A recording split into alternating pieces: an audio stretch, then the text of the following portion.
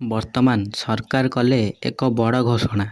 25 ବର୍ଷରୁ 35 ବର୍ଷ ପର୍ଯ୍ୟନ୍ତ ଲୋକଙ୍କୁ ମିଳିବ ଏଥର ଭତ୍ତା ପଇସା। କେତେ ଟଙ୍କା ମିଳିବ ଓ ଏହି ଭତ୍ତା ଟଙ୍କା କେଉଁ ଦିନଠାରୁ ମିଳିବ ଏବଂ ଭତ୍ତା ପାଇବା ପାଇଁ କ'ଣ କ'ଣ ଡକୁମେଣ୍ଟ ଦରକାର ଓ କ'ଣ କ'ଣ କରିବାକୁ ପଡ଼ିବ, ଏହି ସବୁ ଘଟଣା ଆମେ ଏହି ଭିଡ଼ିଓ ମାଧ୍ୟମରେ ଆମେ ବତାଇଛୁ।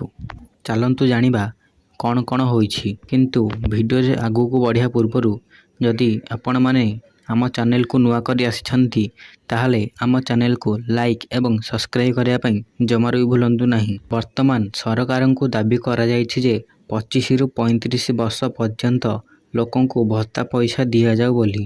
ଏଥିପାଇଁ ରାଜ୍ୟ ସରକାରଙ୍କୁ ଦାବି ମଧ୍ୟ କରାଯାଇଥିଲା। ସରକାର ଲୋକଙ୍କୁ କହିଛନ୍ତି ଯେ ଏହି ଭତ୍ତା ଟଙ୍କା ଦେବା ପାଇଁ ପ୍ରଥମେ ସେ ରାଜ୍ୟର ଆର୍ଥିକ ଇକୋନୋମି ଅର୍ଥାତ୍ ରାଜ୍ୟର ଅର୍ଥନୀତିକୁ ନେଇ ଏହି ପଦକ୍ଷେପ ନେବେ ବୋଲି। ସରକାର କହିଛନ୍ତି ଏହି ଟଙ୍କା ପାଇବା ପାଇଁ ଆପଣଙ୍କ ମାସିକ ଆୟ 10ରୁ 15 ହଜାର ଟଙ୍କା ହୋଇଥିବା ଦରକାର।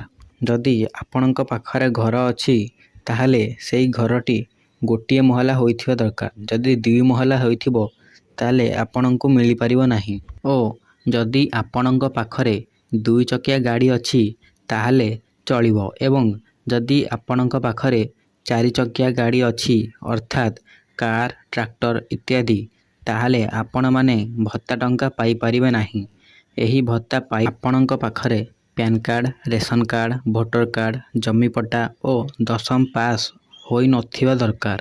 ଯଦି ଆପଣଙ୍କ ପାଖରେ ଏହି ସବୁ ଡକୁମେଣ୍ଟ ଅଛି ତାହେଲେ ଆପଣ ମଧ୍ୟ ଭତ୍ତା ଟଙ୍କା ପାଇପାରିବେ ଏବଂ ଏହି ଭତ୍ତା ଟଙ୍କା ଆପଣଙ୍କୁ ପ୍ରାୟ ମାସକୁ 300 ଟଙ୍କା ଲେଖାଏଁ ମିଳିବ।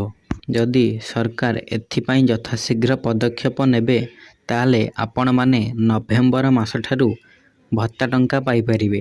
ଯଦି ଆପଣ ଚାହୁଁଛନ୍ତି 20ରୁ 25 ବୟସ ପର୍ଯ୍ୟନ୍ତ ଲୋକମାନେ କିପରି ଭାବରେ ଭତ୍ତା କାର୍ଡ଼ ବନାଇବୁ, ତାହେଲେ ଯଦି ଆପଣମାନେ କମେଣ୍ଟ କରି ବତାଇବେ ମୁଁ ସେଥିପାଇଁ ଏକ ନୂଆ ଭିଡ଼ିଓ ବନାଇଦେବି।